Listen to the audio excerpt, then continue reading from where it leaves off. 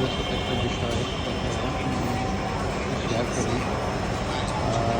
এইমাত্র আমি সদরঘাট থেকে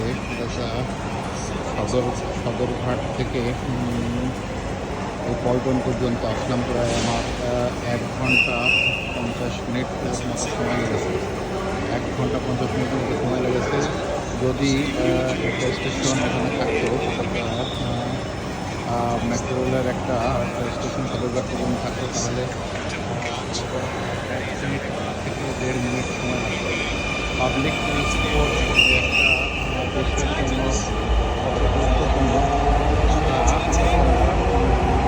মেট্রো রেল ব্যবহার না করলে আমাদের গাড়ি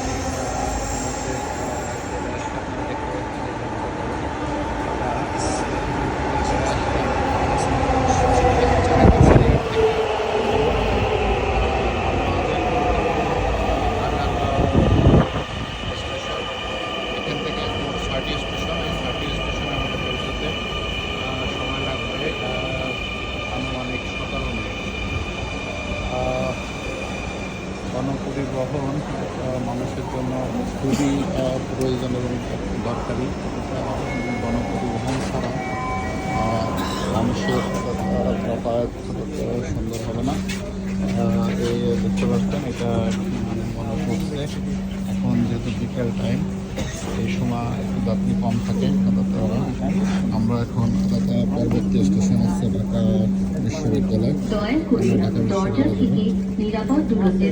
এবং এটা নিশ্চিত টাইম যে মেনটেন করে, এটা বাংলাদেশের ইতিহাসে প্রথম।